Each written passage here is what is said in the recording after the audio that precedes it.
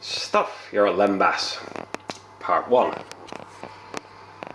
I have a great big piece of pork, supposedly fillet. It's still got some white bits left. I have cut out a lot of them.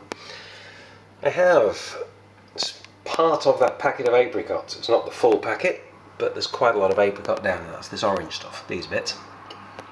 And some bits of that have been pulled out.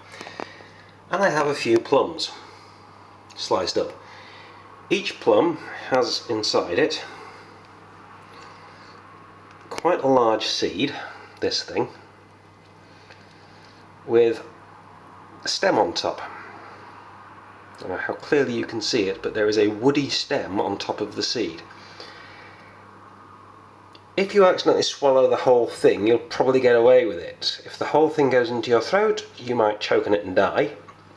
The little wooden stem on top, yeah, you could eat that. You'd get away with biting into that, chewing it, swallowing it. You'd probably digest it, or at least parts of it. But it's not really pleasant. Nobody wants to bite down on a piece of wood in their meal. So I'm going to slice these up.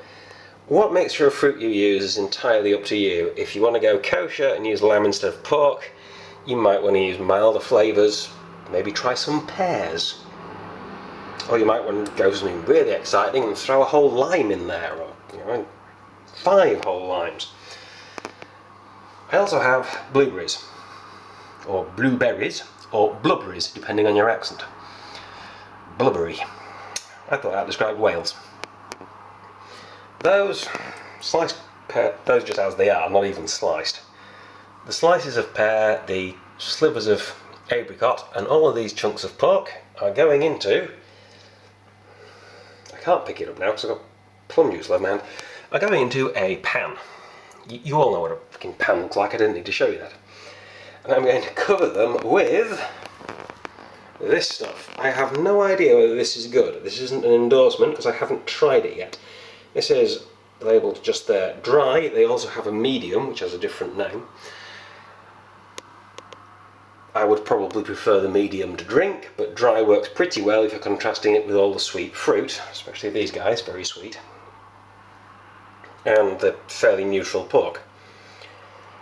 And then I'm going to use the saucepan, the way I would usually use a roasting dish with a much larger pork joint, to slow cook it. Now, in the past I have just sliced into a whole pork brisket and stuffed the fruit in, so make diagonal slices, cut that way, and stuff them with plums, pears, or plum apricot, or red onion and pear, black pepper and apricot, red onion and pear, black pepper, whatever you like.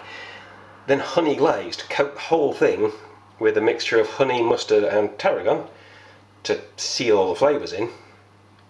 And then once you've cooked it, you cut it the other way, so that each slice has alternating cuts of the different sauces. And that was great. It worked very well. I may even show you it sometime.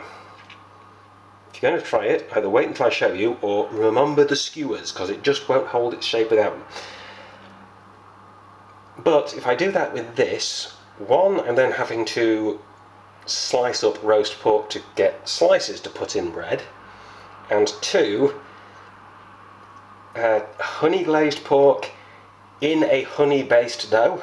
That is a lot of honey. That would be too sweet for just about anybody over the age of 10.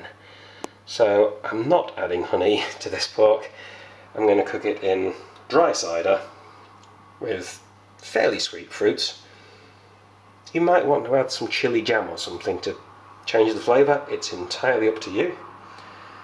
Once it is cooked, I'm going to put little portions of it into bigger sheets of that lembas dough, wrap them around it, and then bake them.